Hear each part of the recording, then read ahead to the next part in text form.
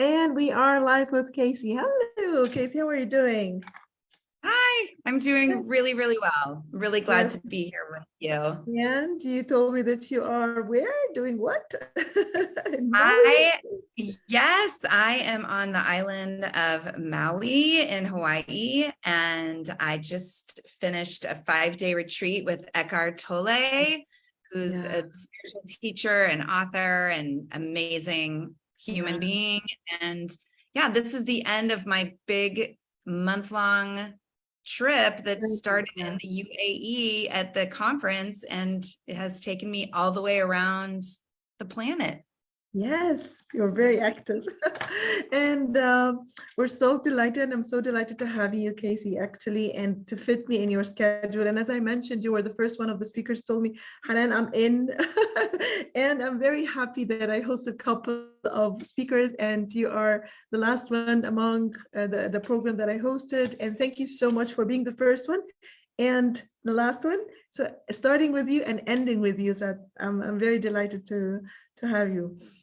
I Yeah, attended your well, thank session. you. Thank you. And thanks to everybody that's watching and who's sticking in there for hanging in there for all the speakers. It's an honor to be in front of your audience. So I'm really, Thank really you. grateful for the invitation.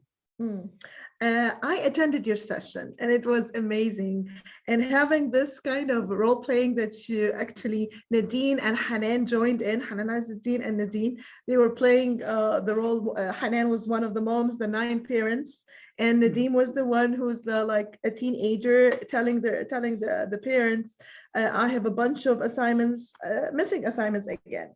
And then you role played a very nice way of showing us how parents would react in different ways, and how is Nadine feeling as a teenager to hear different 9 parents. And then after we listened to the feelings of Nadine, you went another role playing with positive affirmation and a better way of parenting for this teenager. So this, I mean, I still have it in my mind because role playing is always very close to people and they live in the story.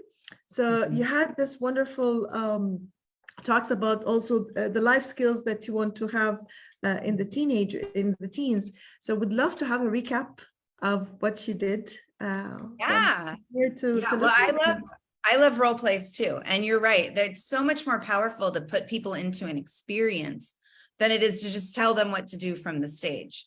Yeah. And that particular activity, the name of that activity is discouraging versus empowering. Yeah. And it really highlighted how our response, how the parents' response to the challenges that show up with their kids can really determine whether or not they're invited into more challenges, whether the teens are invited into continuing the challenging behavior, or are they invited into practicing those life skills that we all want for our kids?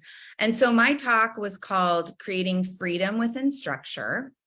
And I started, so I had a big visual and there was a windy road, right? And I think the toughest thing about parenting teens is, one, it's just messy. Like, it doesn't matter how you parent, it's going to be messy. You're going to be challenged. You're going to, wonder what is happening right now, at least once, Yeah. with your teens. And I think that sometimes it can become easy to misinterpret the messy and feel like, well, I must be doing something wrong, or my teen, we all think they're going to be dead in a ditch or some other worst case scenario.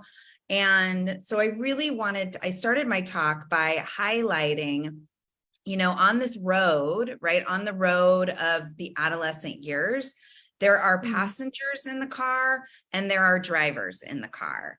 And we are not the drivers, and in the US anyway, and I, want to acknowledge too that I'm a middle-aged white woman from the United States, right? So that's my lens and that's my come from. So I just want to highlight that to your audience, Hanan, because I feel like they're probably a little bit more international than that. But when our kids turn 16, 15, 16, they start to learn to drive. And so we literally have to get out of the driver's seat to let them practice driving a vehicle. And it's a great metaphor for adolescence because, you know, as they move into this time of their life, they're in this period between childhood and adulthood. And we have to create an opportunity for them to kind of walk the runway and try and slowly, like it looks different for a 13-year-old than it does for an 18-year-old, of course. But we have to provide opportunities for them to step into taking off that childhood coat and trying on the adulthood coat. And so by getting out of the driver's seat and being the passenger, we don't get out of the car completely, right? But we do have to create space for our kids to take the wheel. And if they're going to take the wheel, they are going to have missing assignments. They are going to engage in risky behavior. They are going to push us away and turn more towards their peers. That's teen brain development. That's not a character flaw. That's not us as bad parents. That's really our kids in the period of time that we know as adolescents. I think the other thing that happens too is because by the time our kids are teenagers, you know, we tend to be, I mean, depending on how young you were when you had your kids, you know, my daughter moved into the teen years as I moved into my 40s. And it has been a long time since I was a teenager, right? And we forget, and this was something I did in my talk, was to invite the participants to remember, what were your dreams? Yeah. What was hard for you as a teen, right? What was important to you? And what did you need from your parents? And because we're so dismissive in general, adults are so dismissive of teens and their woes, their angst, their behaviors. Teenagers today. And, you know, I don't want to live in a world where I'm dismissed all the time or told that what I believe in doesn't matter or I'm wrong. And that's, you know, a lot of times that's how we hold our teens, in that kind of discouraging space.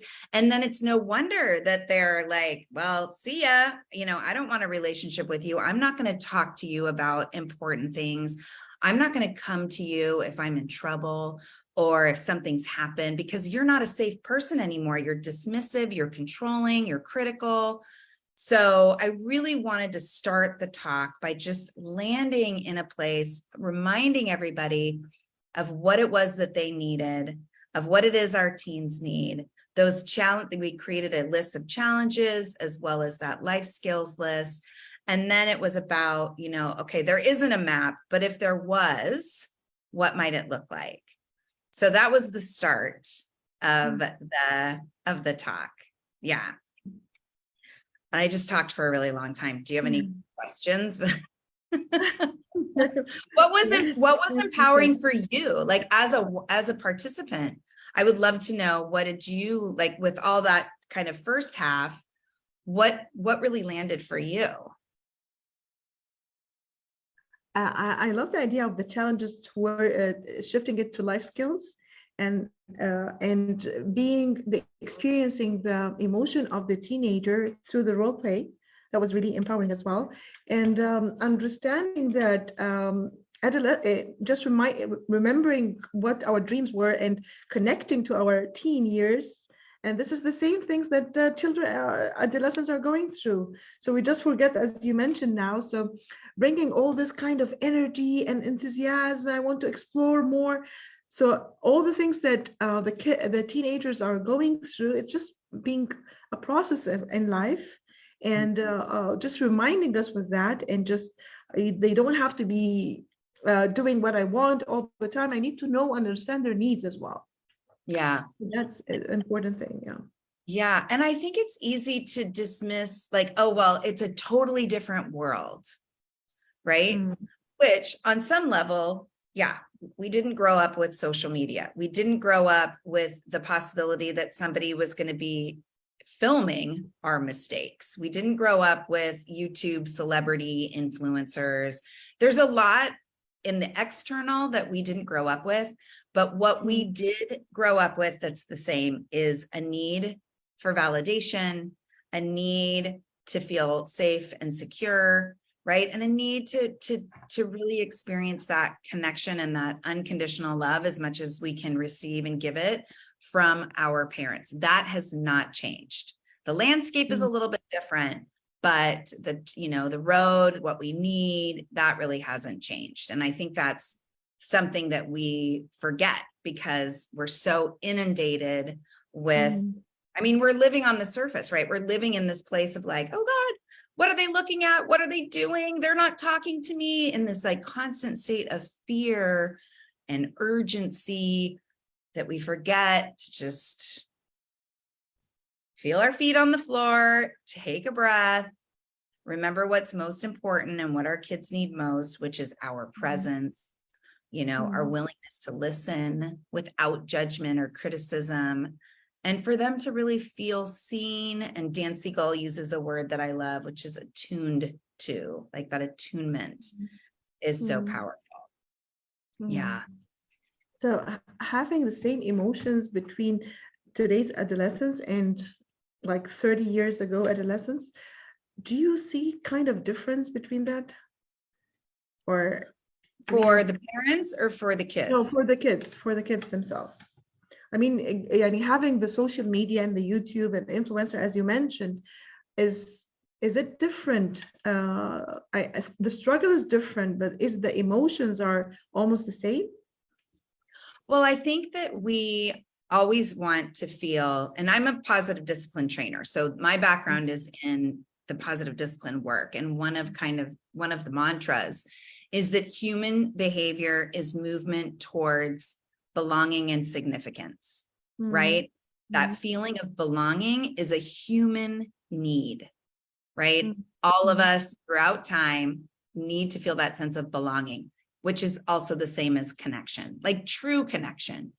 It's being seen for who we are, right? And belonging is different than like, in the parent-child experience, especially during adolescence, it's, well, I'm happy with you. I feel connected with you when you're doing all the things that I see as important, like getting good grades and doing your chores and being engaging, so it's conditional, right? So that's, and if the kids perform into that and receive that sense of belonging, that's really a fragile place to be, because what happens if I fail a class? What happens if I get in trouble? Then belonging is at risk. So, and that's where it gets really messy, right? We want our kids to know that we accept them and love them no matter where they're at, right? In the struggle as well as in the triumph. Right? We're going to love them no matter what. And we're going to support them. And that can look like, what do you need right now? How can I help you? What do you want? Where do you want to go? What's important to you versus this is what's important to me, and here's how you can get there. What's important to you, and how can I be someone who supports you in getting there? So there's the belonging piece, and then there's the significance piece. And that's really about taking responsibility. It's about knowing that you matter, your contribution matters. So that can look like, we can break it down to, how kids show up in the household. Are they contributing members of the household? They have opportunities to, do things? We call it our community space. So my kids, and I showed in the talk, the video, about your yes. I showed a video of my kids we had a conversation about chores, right? Agreement, yes. But the Arab world, it's a bit different about the chores at home.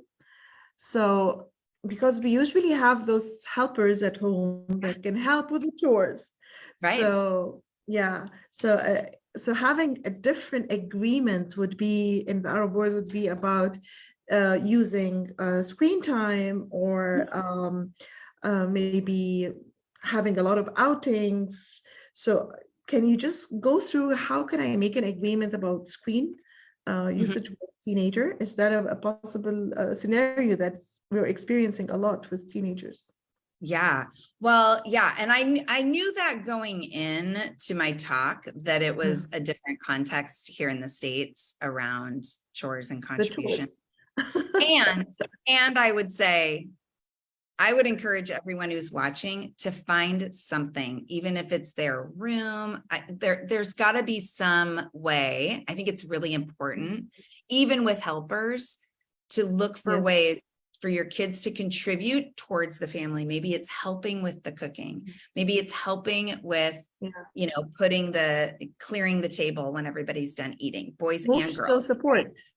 Right? Yeah. Emotional support. Yeah.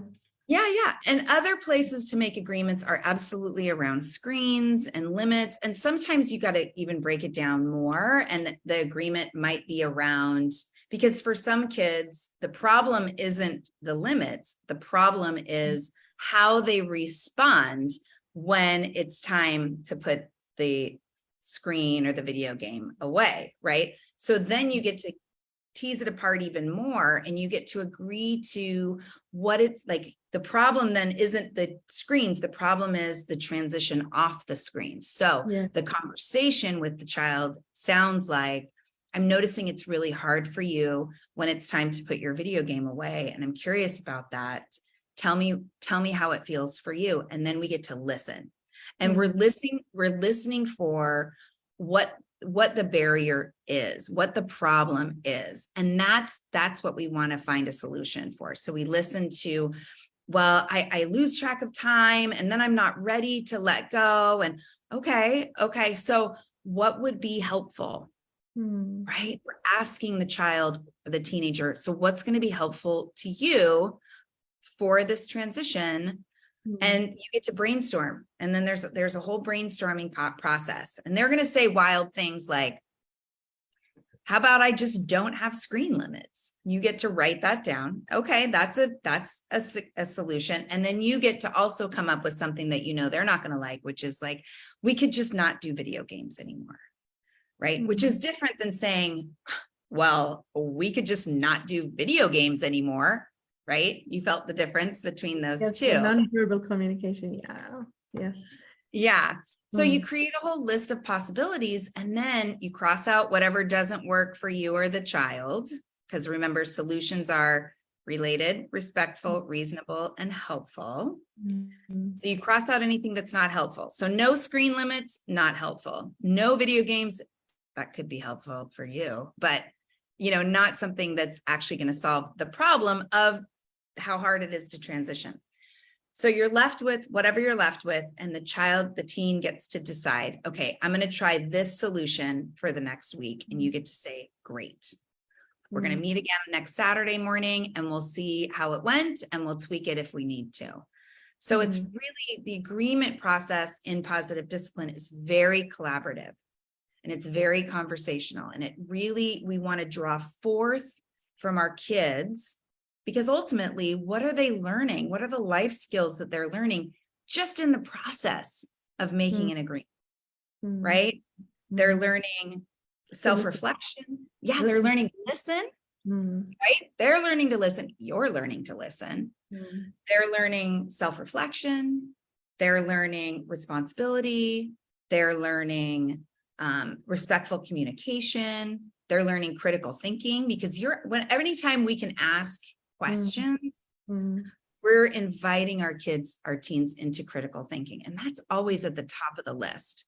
When we think about our kids as adults, we want to have given them a lot of repetition around critical thinking, right?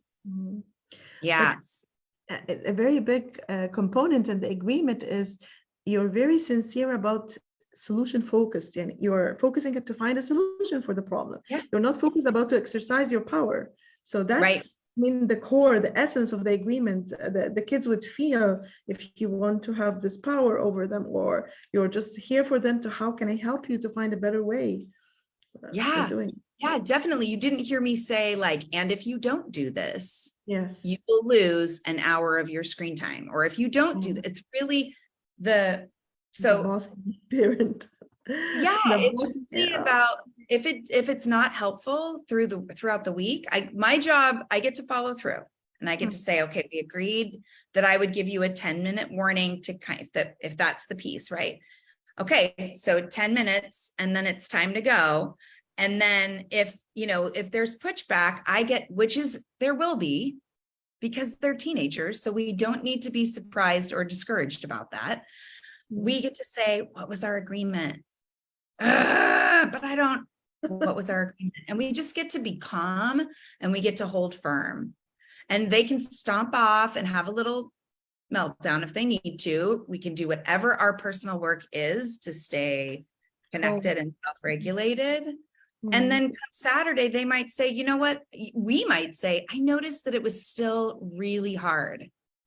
Right? So let's take a look at our solutions from last time and see if there's something on there that might be more useful this week. And we're really taking it week by week until we find something that's useful for a longer period of time.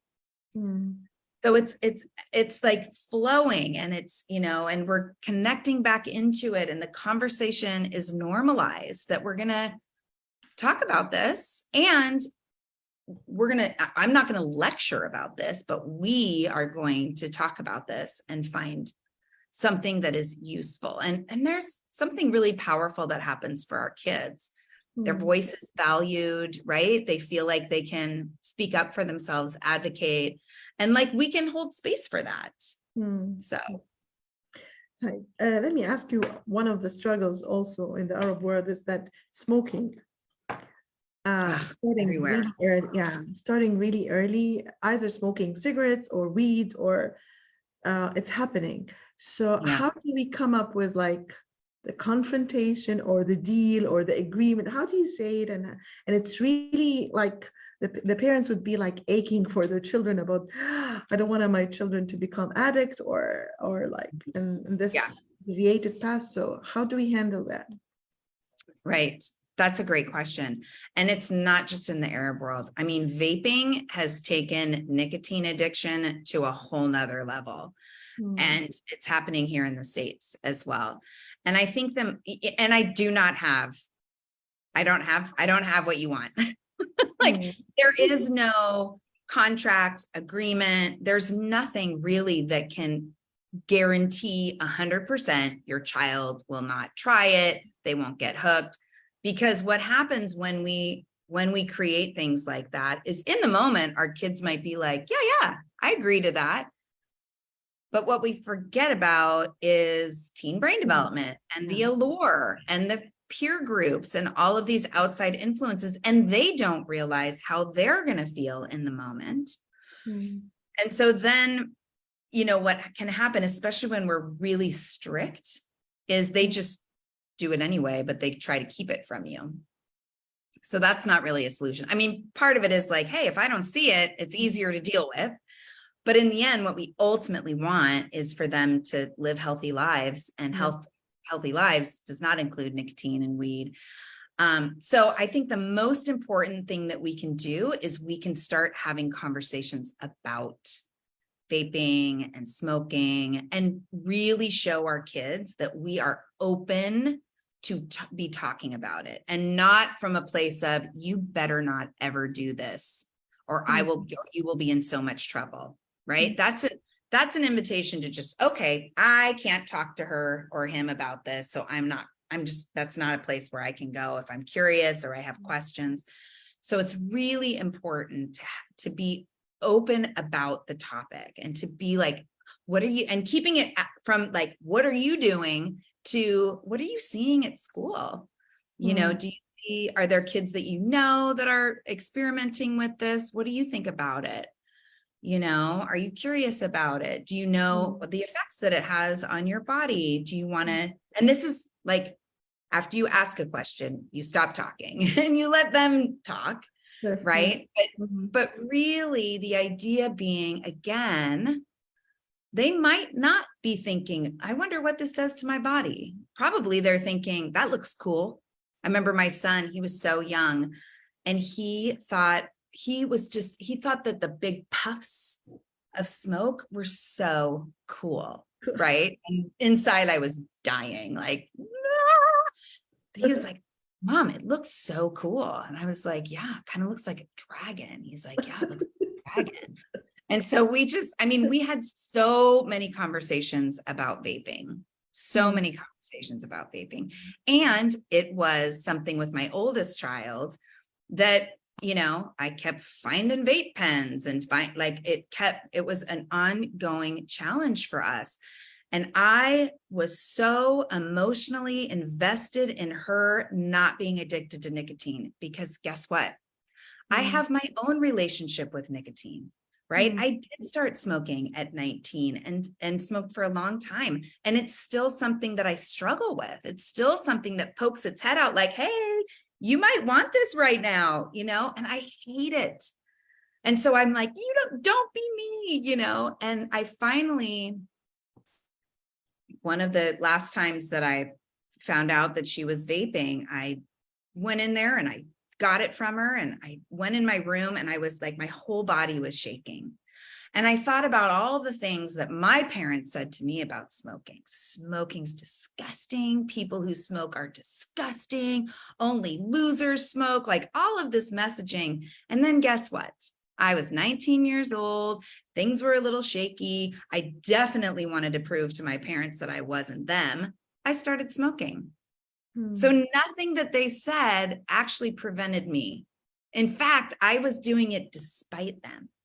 And so I went into my daughter's room. I had this big realization. I went into my daughter's room and I said, I'm really sorry. I've been thinking that I'm the one that's in charge of whether or not you are addicted to nicotine. And actually, the person that's in charge of that is you. So I'm going to hand that responsibility over to you. And I really hope that you don't have to live a lifetime of this on again, off again addiction, because it's the worst. And I said, and if I find out that you're vaping, I'm going to intervene and interrupt and intersect it as I need to. But ultimately, this is your story. You get to decide. And that I walked out because I didn't want to keep lecturing. And about a month later, I walked into the kitchen and she was sitting at the counter and she put a little bottle of vape juice and a little vape pen on the counter. And she said, you didn't know that I had this, and I forgot that I had it. And I remembered over the weekend, and I've been using it and I can't stop. So I need you to just take it. Oh. And I was like, this is it. Like, this is her taking responsibility for her experience. And I was just like, oh my gosh, how do I bottle this? Like, how do I market this? Right. Because all kids are different. And maybe that may or may not have been helpful for another kid. But in our family, it was really useful. And that's really with both. I have a 17-year-old and my daughter will be 20 in January. And it's, reminding them that they are the designers of their life. Like, ultimately, their choices are not about me. Their choices are about them and what unfolds for them. And I'm just like a cheerleader, lover from the sidelines, holding space for the failures, holding space for the triumphs. But in the end, I think it's really useful in the conversation around vaping or drugs or alcohol to talk about, like, at the end of the day, we're not the drivers. We cannot control their experience. What we can do is be a soft landing, a place for them to come and say, and I remember the first time my daughter vaped, she told me, which I was like, oh God, too soon. She said, I need to tell you something, which is my kids, that's their entry into hard conversations, or I did something and both of them, I think it's really interesting too, side note, that I feel like as parents, I don't want anyone to think be really open, have these conversations, and then they won't do the things. Be really open, have these conversations, listen deeply, and know that when they come to you to tell you they've done the things, there's a really special moment there where you can say, wow. And how are you feeling about that? Yeah. And what might you do next time? And how could that have, and you want to help them, because I know I engaged in a lot of risky behavior as a teenager, as an older adolescent, and I didn't have anyone to process what the things that I was doing with. And I think I think that there's a place where we can kind of help them into the mindset of, yeah, you know what, this probably isn't going to work out well for me. So maybe I won't do this anymore. Right. And the only way they're going to get there is if we're not, how dare you? How could you? Do you know what could have happened? And we get all spun out. And then the interaction becomes, whoa, my mom is crazy. I can't tell her anything. I'm going to my friends, and guess what? My friends all have vapes. So woo, I'm going to deal with this stress by having another hit off that vape. Like we are our own worst parenting enemies, I think, right? As parents. Yeah. I'm reflecting on the way you handed a responsibility to your child, to your girl, and then she took it and then she gave it back to you. I mean, yeah. So when you surrender and when you work with yourself and you have this conscious talk with yourself about this is her own story, you are responsible for it, the dynamics changed. And then she was asking for help. The other story about you when you were growing up and your parents were kind of responsible for your behavior, and you went and you got engaged in risk behavior. And so these are two dynamics. When parents are so much engaged and responsible for the change of their kids' behavior, and they are doing it by force to get a quick result or to save them for whatever. But here, when you surrender and just let it go, and this is their story, you're responsible, things get better. And behavior is better. Yeah. Well, and I think that, like, again, don't get the wrong idea that then our kids won't engage in the things we don't want them to engage in, but I think it'll be much shorter lived. Yes. Right. It'll stay in that experimental phase versus moving into the habitual and the addicted phase. And granted, I would also say, and I'm thinking about our friend Jessica Leahy, she wrote a really good book called The Addiction Inoculation. And she, and there is, depending on your family dynamics too, if there is alcohol in your, alcoholism in your family, and if there is addiction in your family, then one, you're going to have a heightened sense of urgency, which may or may not serve you in the moment, because I think that heightened sense of urgency also sends us to fear. But it's also really important that you talk to your teens about it, right? And I'm not really sure, you'll have to tell me if there is a lot of open communication in the Muslim world, like, hey, we have, uncle so-and-so or dad or grandpa or grandma, there's addiction in our family. I don't know if that's something that's freely shared. No. Okay, so you're going to be, so you get to be pioneers in this. You get to be the ones that kind of push a little bit against that status quo and say, listen, it's important. You matter so much to me that I'm going to do something that typically I wouldn't do, but you need to know that addiction is part of our family, line. And it's going to be even more important for you to keep that in mind as you navigate, what's out there. Thank you for your amazing talk. You went so much, we got engaged in the teens world and adolescence lifestyle. So thank you so much, Casey. You're talking from a real experience. And I love that every speaker has their own passion about this, about what they're doing, because they have been through it. Yeah. And they tasted every single thing, and they have learned so many what's going on in this world of what they are doing for today. So Yeah. Yeah. Yeah. It's really, that's something that while I was going through it, I wasn't loving it.